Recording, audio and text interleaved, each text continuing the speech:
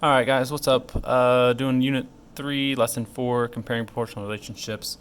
This is the CFA. We're going to review this just to get ready for your all's retake. All right, so if you didn't do well the first time, hopefully we can get you guys ready for the retake this time. All right, so it says here 2 different recipes for mixtures of salt and water that taste different. Information about both salt mixtures are shown below. All right, so first of all, it says they taste different.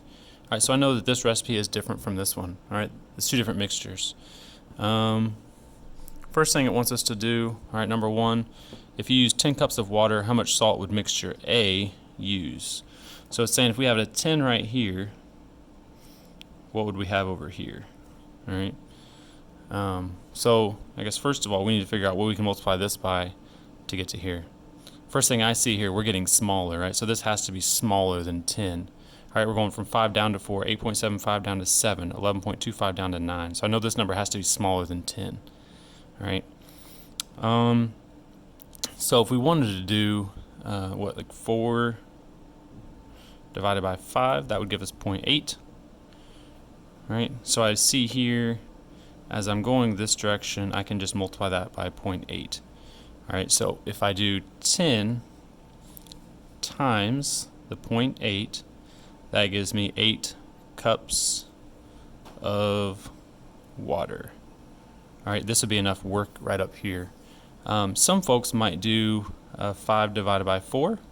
That's 1.25. If we're going this direction, we're multiplying by 1.25.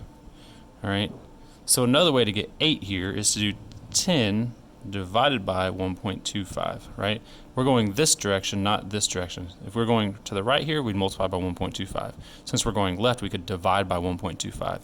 That would also give us 8. All right, but either way, we should get 8 there. As long as you showed work, right? It says show your reasoning, explain or show your reasoning. So as long as you either showed it or explained somehow how you got that, then that would have been the other point here. All right, so 1 point for having 8, another point for showing work. All right, so this could be the work as well. That'd be fine. The next one here, 10 cups of water. How much salt would mixture B use? So now we're working on mixture B. It says 10 cups of water. So X is the number of teaspoons of salt. Y is the number of cups of water. That's what they've given me here, 10 cups of water. So 10 is the Y. So I'm going to put 10 where the Y was, copy down the rest of the equation, and solve. All right, so this time 10 equals 2.5 times some number. If I'm not sure what that number is, I need to find it. I can divide by 2.5 here. If I do it to this side of the equation, I also have to do it to this side of the equation. 10 divided by 2.5 is 4. 2.5 divided by 2.5 is 1x. So no, 1x is 4. So if I have 10 cups of water, that's going to be 4 teaspoons of salt.